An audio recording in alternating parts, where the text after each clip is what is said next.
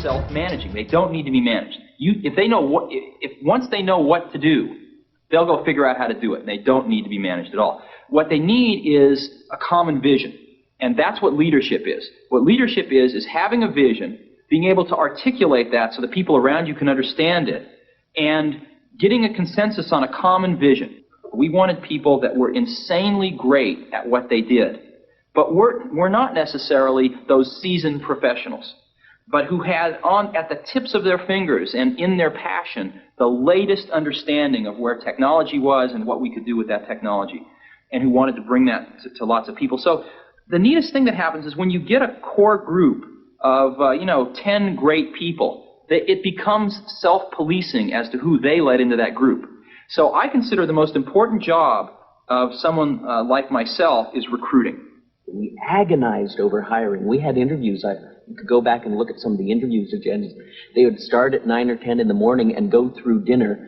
A new interviewee would talk to everybody in the building at least once and maybe a couple times, and then come back for another round of interviews, and then we'd all get together and talk about it. And then they could fill out an application. No, they never filled out. The most critical part of the interview, at least to my mind, was when we finally decided we liked them enough to show them the Macintosh prototype, and then we sat them down in front of it, and if they just kind of were bored or said, this is a nice computer, we didn't want it. We wanted their eyes to light up and them to get really excited, and then we knew they were one of us. And everybody just wanted to work, not because it was work that had to be done, but it was because something that we really believed in, that was just going to really make a difference. And that's what kept the whole thing going. We all wanted exactly the same thing, and instead of spending our time arguing about what the computer should be, we all knew what the computer should be, and we just went and did it. We went through that stage in Apple where we went out and we thought, oh, we're going to be a big company, let's hire professional management. We went out and hired a bunch of professional management.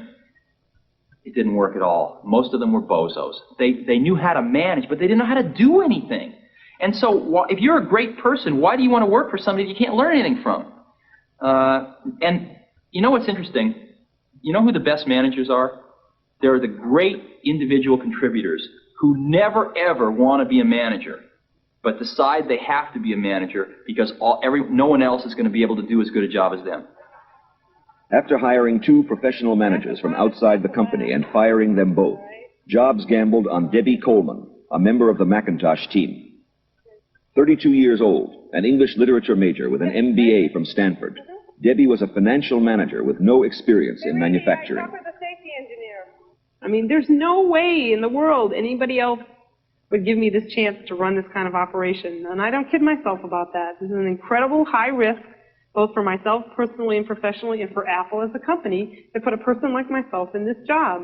I mean, they're really betting on a lot of things.